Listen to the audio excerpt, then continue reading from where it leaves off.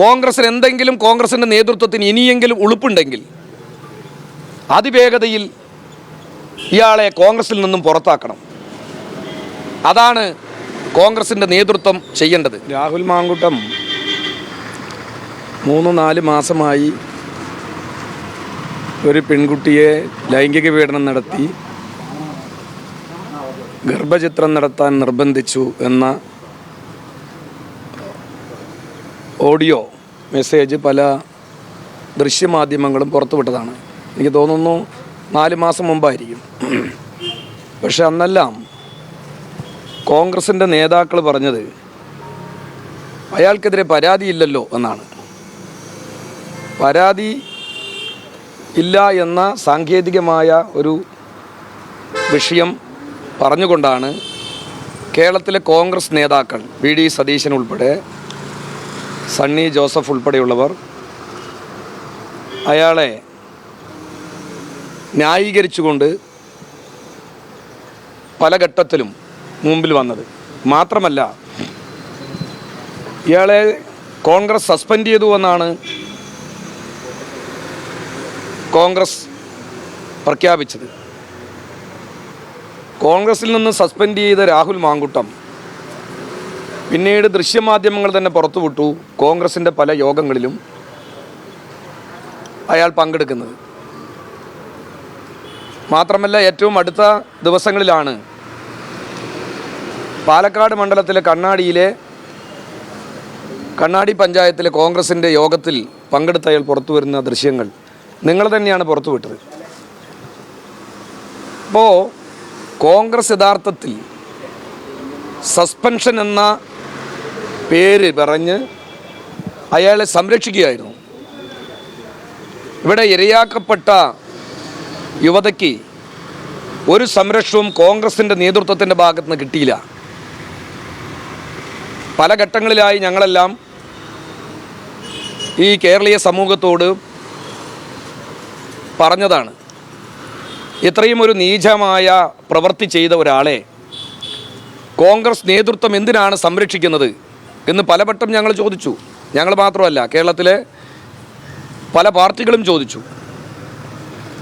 അയാളെ കോൺഗ്രസിൽ നിന്ന് പുറത്താക്കാൻ തയ്യാറായില്ല. അയാളായിരുന്നു പാലക്കാട് ജില്ലയിലെ തെരഞ്ഞെടുപ്പ് പ്രവർത്തനങ്ങൾക്ക് നേതൃത്വം കൊടുത്തത്. അപ്പോഴും കോൺഗ്രസിൻ്റെ നേതാക്കൾ കെ സുധാകരൻ ഉൾപ്പെടെയുള്ള, അതെല്ലാം ചെറിയ വിഷയമല്ലേ, അയാളെ കോൺഗ്രസിൻ്റെ നേതൃത്വ സ്ഥാനത്ത് തന്നെ എത്തിക്കണമെന്ന പരസ്യമായ പ്രസ്താവനകളെല്ലാം ഈ ദിവസങ്ങളിൽ നമ്മളെല്ലാം കണ്ടതും വായിച്ചറിഞ്ഞുമാണ്. അപ്പോൾ ഇത്രയും ഒരു നീചമായ ഒരു പ്രവൃത്തി ചെയ്ത ഒരാളെ പരസ്യമായി സംരക്ഷിക്കുന്ന നിലപാട് എന്തിനാണ് വി.ഡി. സതീശനും കേരളത്തിലെ KPCC പ്രസിഡൻറ്റും ഇപ്പോഴും സ്വീകരിച്ചു വരുന്നത്? ഇപ്പോൾ ഇന്നലെ അടൂർ പ്രകാശിൻ്റെ ഒരു പ്രസ്താവനയുണ്ട്. അതിലും അദ്ദേഹത്തിൻ്റെ പ്രവൃത്തിയെ ന്യായീകരിക്കുന്ന ഒരു നിലപാടാണ് സ്വീകരിച്ചിട്ടുള്ളത്. അത്തരത്തിൽ കോൺഗ്രസ് ഇത്തരത്തിലുള്ള നാറികളെ പേറി ആ നാറ്റവും കൂടി കേരളത്തിൽ കോൺഗ്രസിൽ വ്യാപകമായി നിലനിൽക്കുകയാണ്. ഇങ്ങനെയുള്ളവരെ എങ്ങനെയാണ് കേരളത്തിലെ ജനങ്ങൾ വിശ്വസിക്കുക? ഈ രാഹുൽ മാങ്കൂട്ടത്തെ ന്യായീകരിച്ചുകൊണ്ട് പലരും രംഗത്ത് വന്നില്ലേ? അദ്ദേഹത്തിൻ്റെ PR വർക്കിൻ്റെ അടിസ്ഥാനത്തിൽ ഇന്നിപ്പോൾ ഒരു പെൺകുട്ടി, ആ കുട്ടിയുടെ ഓഡിയോ കേൾക്കുന്ന ഒരാൾക്കും യഥാർത്ഥത്തിൽ മനസാക്ഷിയെ നെടുക്കുന്ന ചില കാര്യങ്ങളാണ് ആ കുട്ടി അതിലൂടെ പുറത്തു കൊണ്ടുവന്നത്. ആ സംഭാഷണത്തിൽ നമ്മളെല്ലാം കേട്ടത് വളരെ ധൈര്യത്തോടു കൂടി തന്നെ ഇന്നലെ ഉച്ചയ്ക്ക് ശേഷമാണ് മുഖ്യമന്ത്രിക്ക് പരാതിയായി കൊടുത്തു എന്ന് എല്ലാ മാധ്യമങ്ങളും റിപ്പോർട്ട് ചെയ്തത്.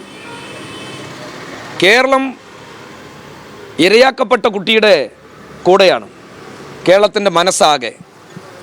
അതുകൊണ്ട് തന്നെ രാഹുൽ മാങ്കൂട്ടം എന്ന് പറയുന്ന ഇത്രയും നീച പ്രവൃത്തി, വൃത്തികെട്ട പ്രവൃത്തി ചെയ്ത ഇയാളെ കോൺഗ്രസിൽ നിന്ന് പുറത്താക്കണം. മാത്രമല്ല, നിയമത്തിൻ്റെ മുമ്പിൽ കൊണ്ടുവന്ന് അദ്ദേഹത്തിന് നിയമപരമായ ശിക്ഷാ നടപടികൾ ഇതിൻ്റെ ഭാഗമായി കൊടുക്കുന്നതിന് വേണ്ടി അതിവേഗതയിൽ കഴിയണമെന്നാണ്. ഇത്തരം പൊതുപ്രവർത്തകർ കേരളത്തിന് നാണക്കേടാണ്. ഏത് രാഷ്ട്രീയത്തിലായിക്കോട്ടെ ഇത്തരത്തിലുള്ള പ്രവൃത്തി നടത്തുന്ന ആളുകൾ ഒരു കാരണവശാലും രാഷ്ട്രീയ പ്രവർത്തനത്തിൻ്റെ ഭാഗമാകരുത്. കാരണം മറ്റൊന്നും കൊണ്ടല്ല, പൊതുസമൂഹത്തിൽ ജനങ്ങൾ രാഷ്ട്രീയക്കാർ എന്ന് പറഞ്ഞാൽ ഇത്തരം പ്രവൃത്തിയുടെ ആളുകളാണ് എന്ന നിലയിലേക്ക് കാണാൻ തുടങ്ങും. അതുകൊണ്ട് തന്നെ കോൺഗ്രസിന് എന്തെങ്കിലും, കോൺഗ്രസിൻ്റെ നേതൃത്വത്തിന് ഇനിയെങ്കിലും ഉളുപ്പുണ്ടെങ്കിൽ അതിവേഗതയിൽ ഇയാളെ കോൺഗ്രസിൽ നിന്നും പുറത്താക്കണം. അതാണ് കോൺഗ്രസിൻ്റെ നേതൃത്വം ചെയ്യേണ്ടത്. ഒരു പെൺകുട്ടിയെ പ്രണയം നടിക്കുക, വിവാഹ അഭ്യർത്ഥന നടത്തുക, കുഞ്ഞു വേണമെന്ന് പറഞ്ഞുകൊണ്ട് നിർബന്ധിക്കുക, ഗർഭമായാൽ ആ കുഞ്ഞിനെ നശിപ്പിക്കണം, ഗർഭചിത്രം നടത്തണമെന്ന് പറഞ്ഞ് നിർബന്ധിക്കുക, അല്ലെങ്കിൽ കൊല്ലുമെന്ന് ഭീഷണിപ്പെടുത്തുക. എന്താ കേരളത്തിൽ ഇങ്ങനെ ഒരു കാര്യം ഇതിനു മുമ്പ് ഏതെങ്കിലും ഒരു രാഷ്ട്രീയ പ്രസ്ഥാനത്തിൻ്റെ ഏതെങ്കിലും നേതാക്കളെക്കുറിച്ച് ഇത്തരം വൃത്തികെട്ട ആക്ഷേപങ്ങളും ആരോപണങ്ങളും ഉയർന്നു വന്നിട്ടുണ്ടോ?